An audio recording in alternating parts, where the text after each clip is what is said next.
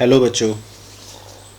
Chapter 6 के अंदर हमने लास्ट लेक्चर में बहुत सारी बातें लिखी थी रजिस्टर के अंदर, और आज के लेक्चर में हम बुक से करेंगे बच्चों इस चैप्टर को।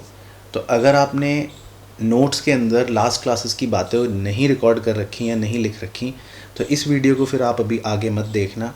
इस वीडियो को आप बैक करके एग्ज़िट करके पहले लेक्चर 1 को पूरा अच्छे से देखना और उसके नोट्स अपने रजिस्टर में पहले कंप्लीट करना। और अगर वो नोट्स कंप्लीट हो चुके हैं तब आप फिर इस लेक्चर में मेरे साथ साथ आगे आना। तो अगर आपके पास बुक है, पुरानी भी है तो भी चलेगा, तो आप भी निकाल सकते हो। नहीं है तो कोई बात नहीं, मैं आपको मार्क करवाऊँगा इसमें और एंड में बताऊँगा कि क्या बातें नोट करनी है रजिस्टर के अंदर, उन्हें फिर नोट करना। ठीक है।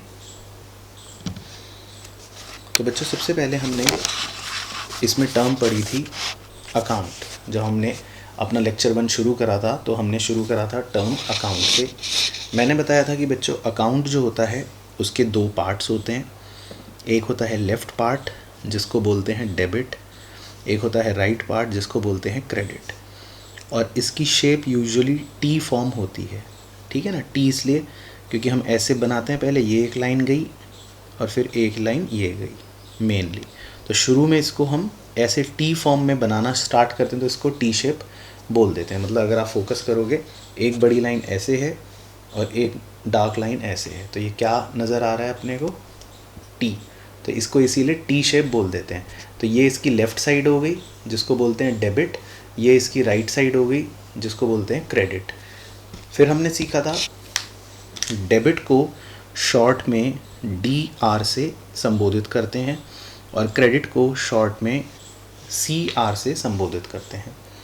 फिर इसके अंदर बच्चों मैंने कहा था लेफ़्ट साइड में टोटल 4 कॉलम्स होते हैं। डेट, पर्टिकुलर्स, JF या कुछ लोग LF भी लिखते हैं। ये कॉलम बेकार होता है, किसी काम का नहीं होता, तो इसीलिए इस पर चर्चा कर इसकी टाइम वेस्ट नहीं करेंगे। इसको जर्नल फोलियो या लेजर फोलियो बोलते हैं। इसमें सिर्फ नंबर लिखे जाते हैं। और amount similarly 4 column right side में, date, particular, JF, amount. Date में डेट लिखते हैं, पर्टिकुलर में हमने सीखा था कुछ लिखते हैं टू या बाय या जो भी है वो सब। JF में कुछ लिखना नहीं है और अमाउंट में जो अमाउंट होता है वो लिखते हैं। ठीक है ना। उसके बाद आते हैं बच्चों जो हमारा मेन पार्ट है इस चैप्टर का। और ये चैप्टर बच्चों मैं आपको फिर से बता देता हूँ, ये चैप्टर 11th के लिए चाहे कम इम्पॉर्टेंट हो, लेकिन ये आपके कॉन्सेप्ट बिल्डिंग के लिए बहुत ही ज़्यादा इम्पॉर्टेंट चैप्टर है। आप क्लास 12th में जाओगे, उसमें इस चैप्टर का बेस आपको बहुत हेल्प करेगा। उसके बाद आप ग्रेजुएशन में आओगे, चार्टर्ड अकाउंटेंसी कोर्स करोगे, कोई भी प्रोफेशनल कोर्स करोगे, ये चैप्टर जो है अकाउंट्स का एक तरह से बेस है, रूल ऑफ डेबिट क्रेडिट। चलो आगे आते हैं बच्चों। फिर आते हैं हम अपने मेन चीज़ पर जो हमने डिस्कस करा था। मैंने आपको सिखाया था कि एक होती है ट्रेडिशनल अप्रोच, पुराने ज़माने की अप्रोच जिसको बोलते हैं इंग्लिश अप्रोच। ठीक है ना। और दूसरी होती थी मॉडर्न अप्रोच, आज के ज़माने की, जिसमें मैंने कोड भी बताया था, क्लियर, CLEAR, वो होती है अमेरिकन अप्रोच। तो खैर ट्रेडिशनल अप्रोच सिर्फ किताब के लिए, बुक के लिए पढ़नी है या अपने 11th के लिए पढ़नी है। प्रैक्टिकली हमेशा फॉलो करनी है आपको मॉडर्न अप्रोच, यानी कि क्लियर वाली अप्रोच। तो ट्रेडिशनल अप्रोच में मैंने आपको बताया था बच्चों, पर्सनल अकाउंट होता है, इम्पर्सनल अकाउंट होते हैं। पर्सनल अकाउंट का रूल नंबर 1, रियल अकाउंट का भी रूल नंबर 2, नॉमिनल अकाउंट का रूल नंबर 3, ये सब हमने डिस्कस करा था। पर्सनल अकाउंट के अंदर मैंने बताया था एक होते हैं नेचुरल, एक होते हैं आर्टिफिशियल, एक होते हैं रिप्रेजेंटेटिव। ठीक है ना। तो ये हमने ऑलरेडी पिछली क्लास में डिस्कस करे थे, एक बार गो थ्रू करते हैं। पर्सनल अकाउंट वो होते हैं बच्चों जो किसी भी पर्सन से, इंडिविजुअल हो चाहे कंपनी हो, उनसे रिलेट करते हैं। अगर कोई नेचुरल जिसका जन्म हुआ है उसको बोलते हैं नेचुरल पर्सनल अकाउंट, जैसे राम, श्याम, आशा, मोहन। जो आर्टिफिशियली बॉर्न होते हैं जैसे कंपनीज़, उनको बोलते हैं आर्टिफिशियल पर्सन, जैसे बैंक हो गया, क्लब हो गया, कोऑपरेटिव सोसाइटी हो गई। और जो मैंने सबसे स्पेशल बताए थे रिप्रेजेंटेटिव पर्सनल, उसमें मैंने क्या ट्रिक सिखाई थी कि किसी भी नॉमिनल अकाउंट के जब हम आगे या पीछे कोई प्रीफिक्स या सफिक्स ऐड कर देते हैं तो वो बन जाता है रिप्रेजेंटेटिव पर्सनल। जैसे prepaid rent, accrued commission, unearned interest, outstanding rent, है ना, ये सब चीज़ें, ये इम्पॉर्टेंट है, इसको मार्क कर लेना।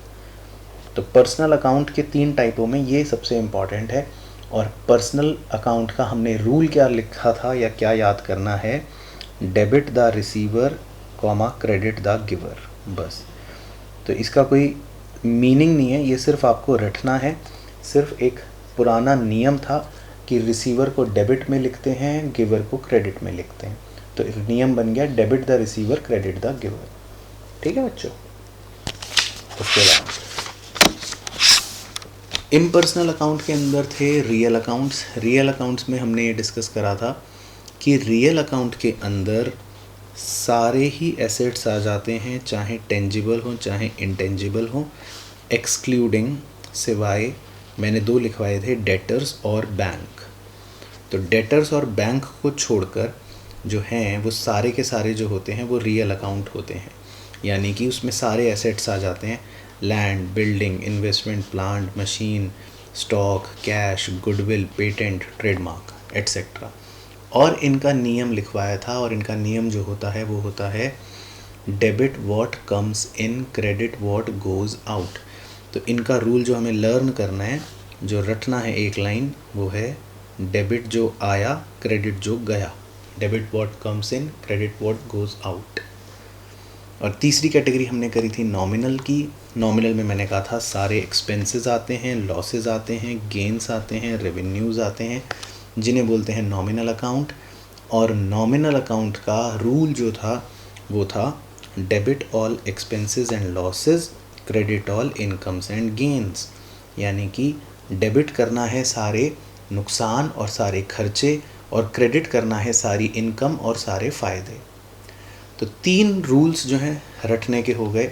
एक बार दोबारा से गो थ्रू करते हैं क्या क्या।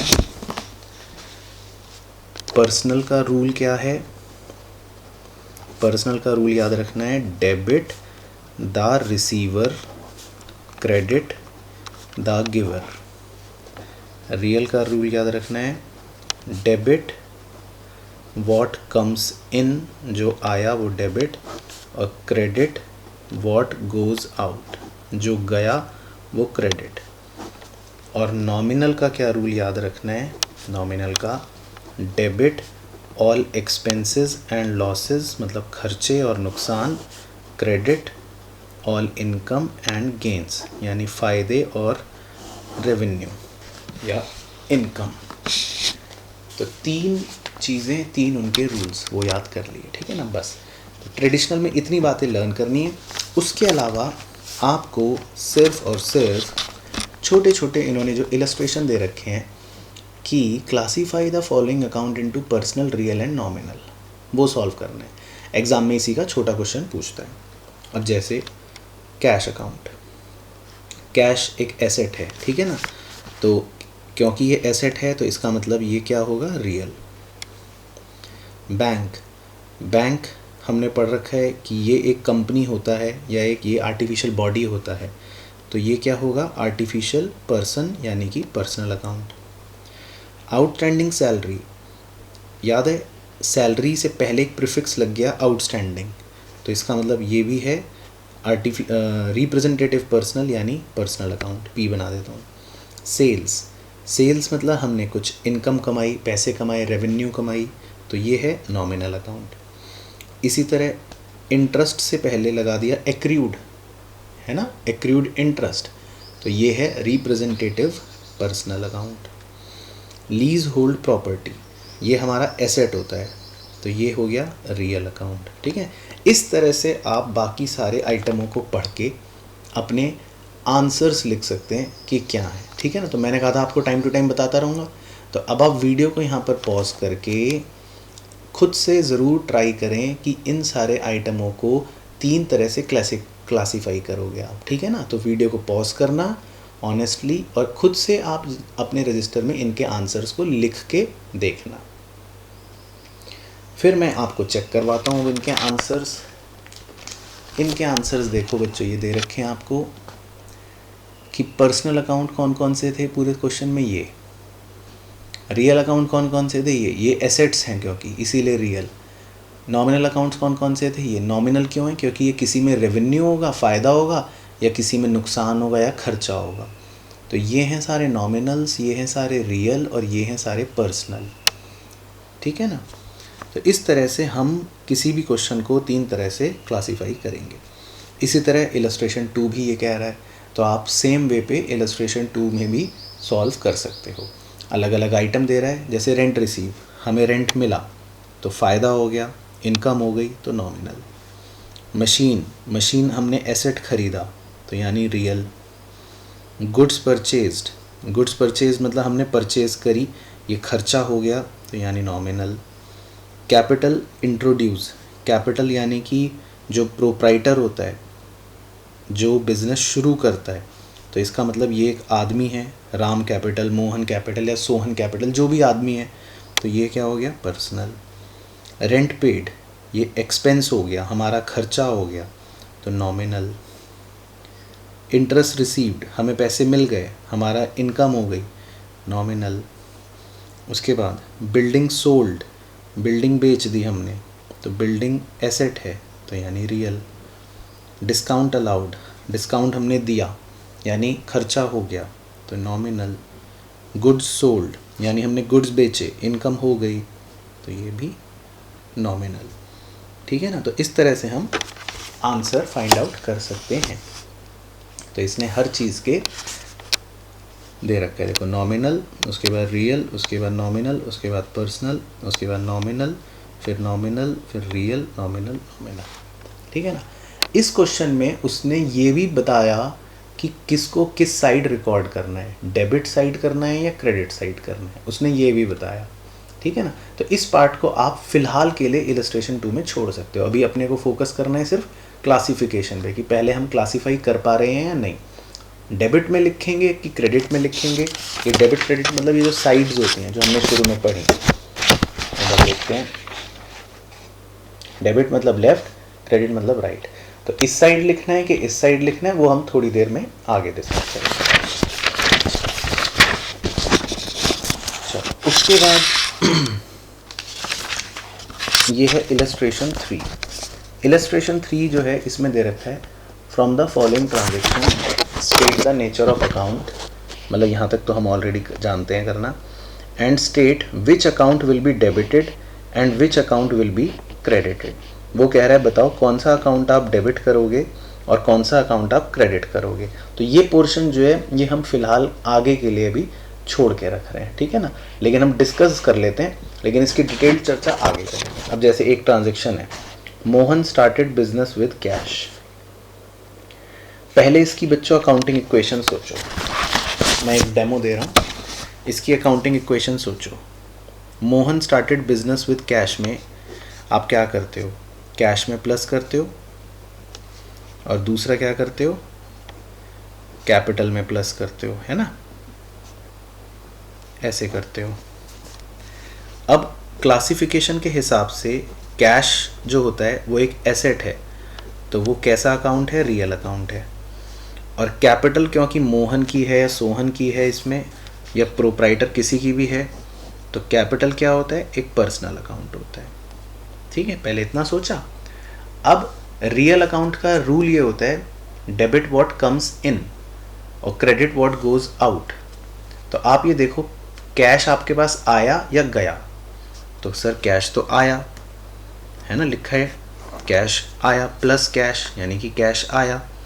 तो कैश आने का मतलब है डेबिट, यानी कि हम इसे किस साइड रिकॉर्ड करेंगे? Debit side. और कैपिटल यानी कि पर्सनल का रूल है debit the receiver, credit the giver.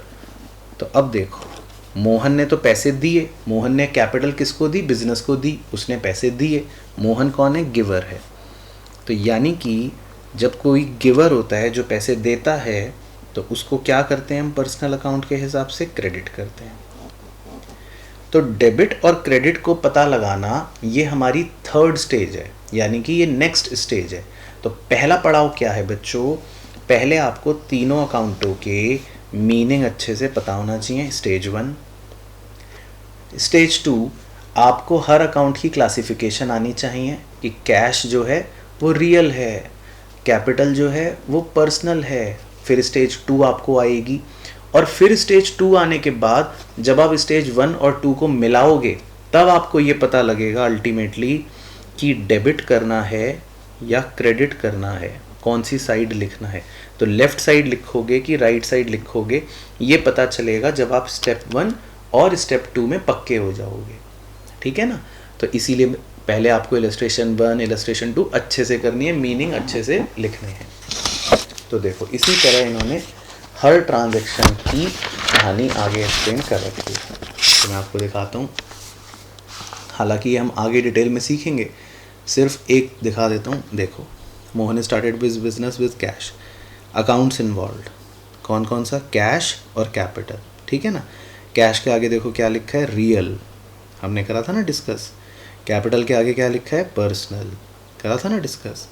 उसके बाद देखो डेबिट, डेबिट में कौन सा लिखा है, कैश वाले 5 लाख। उसके बाद क्रेडिट, क्रेडिट में कौन सा लिखा है, कैपिटल वाले 5 लाख। यानी कि कैश को कहाँ रिकॉर्ड करा, डेबिट के नीचे, कैपिटल को कहाँ रिकॉर्ड करा, क्रेडिट के नीचे। रीज़न, रीज़न भी दे रहा है जो मैंने आपको ओरली समझाया था। कैश के आगे लिखा है कम्स इन, क्योंकि कैश आया था, है ना, यही बोला था। और कैपिटल के आगे लिखा है गिवर, क्योंकि वो गिवर था, यही समझाया था ना। तो देखो पूरी एनालिसिस क्या थी, रिपीट करते हैं एक बार बहुत ध्यान से। पहले पता लगाया स्टेप 1 कि पर्सनल का रूल क्या है, ये, रियल का रूल क्या है, ये। फिर दूसरा हमने स्टेप 2 में क्या करा, कैश का अकाउंट क्लासिफिकेशन देखा तो पता लगा कैश है रियल अकाउंट। कैपिटल का अकाउंट क्लासिफिकेशन देखा तो पता चला है पर्सनल अकाउंट।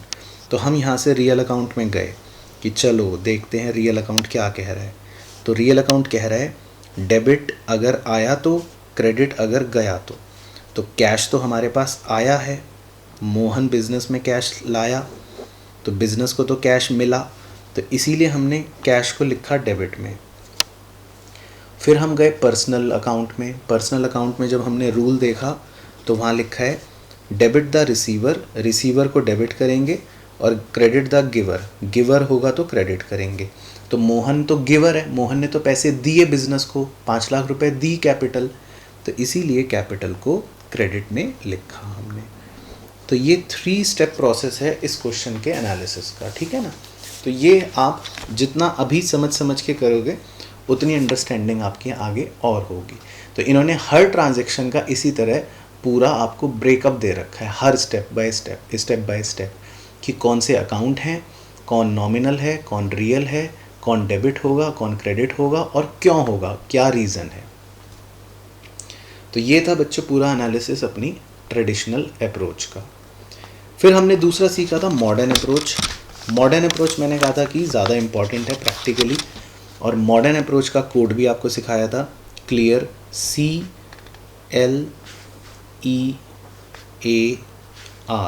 क्लियर।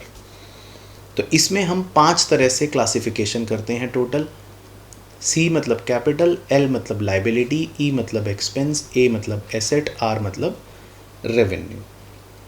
तो इसमें हमने सीधे सिंपल क्या रूल्स लिखे थे वो यहाँ पे भी देखते हैं, बहुत ही सिंपल है, और आप रजिस्टर में नोट भी कर सकते हो कि मैंने सिखाया था।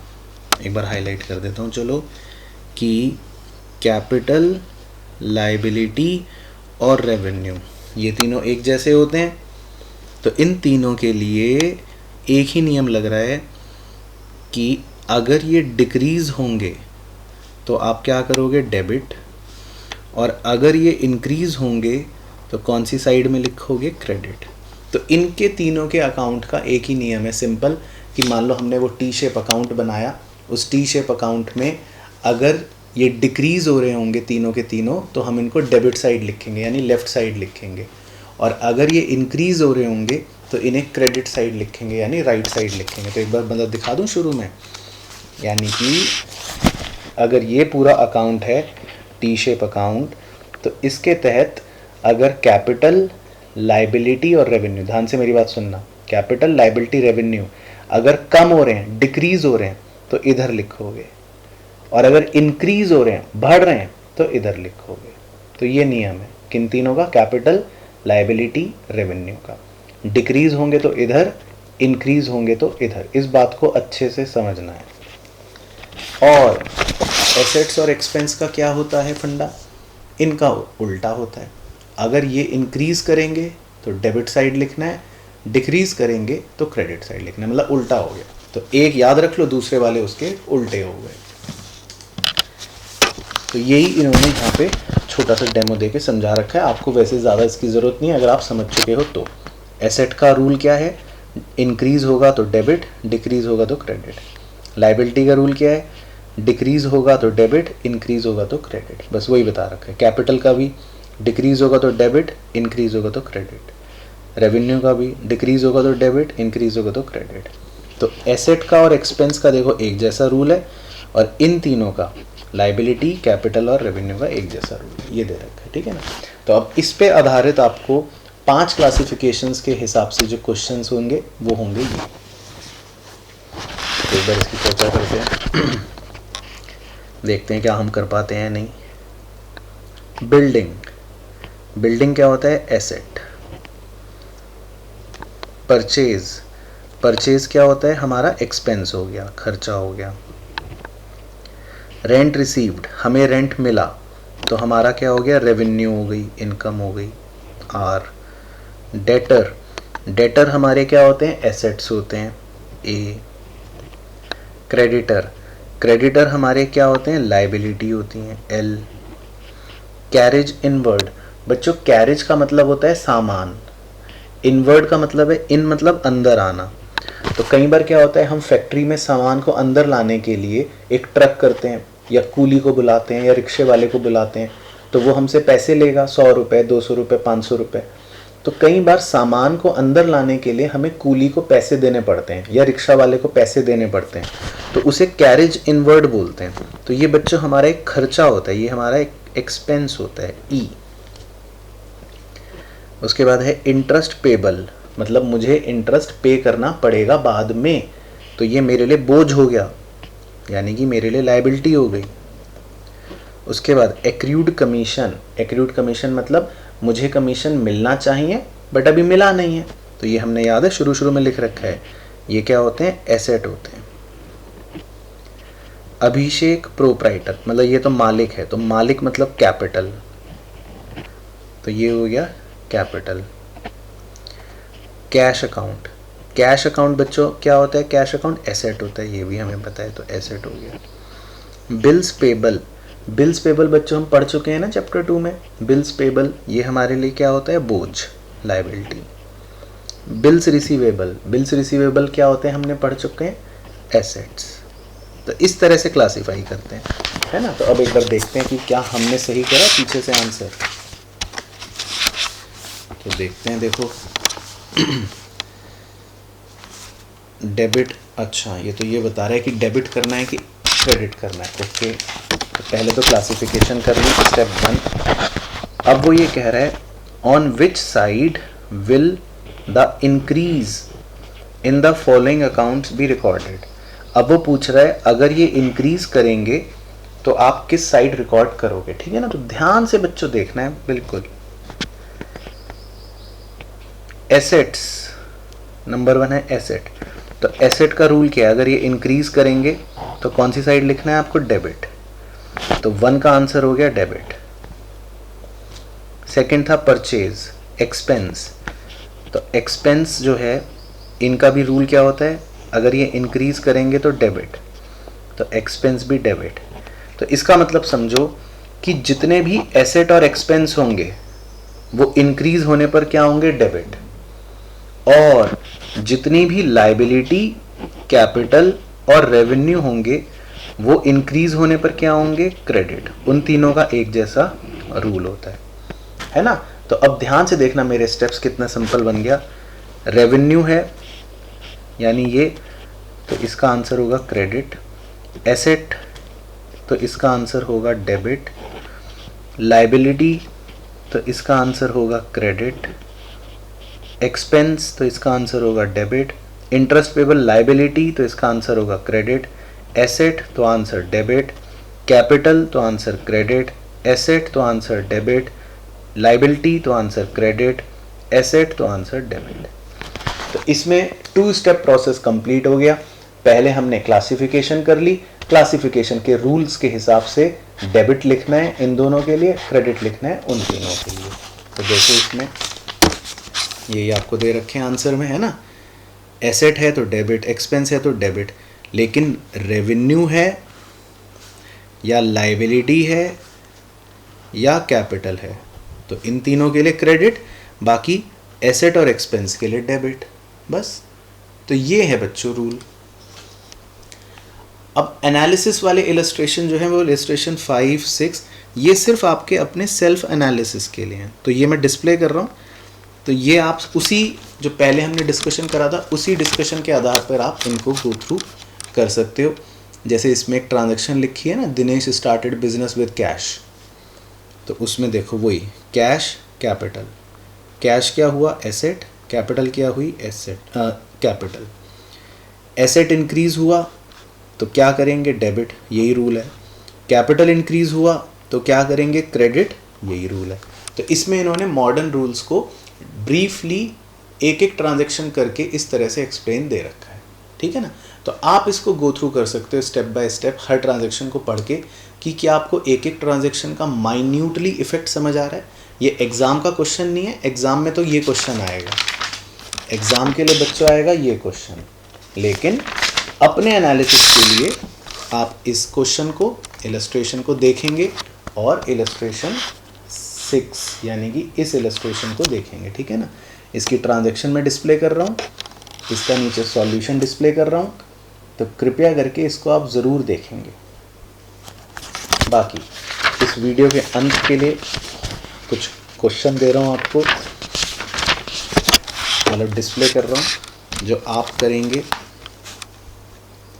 क्वेश्चन 1, ठीक है, यहाँ से देख लो, वीडियो पॉज करके करना। क्वेश्चन 2 वीडियो पॉज करके सॉल्व करना, आंसर्स भी हैं बाद में चेक करना।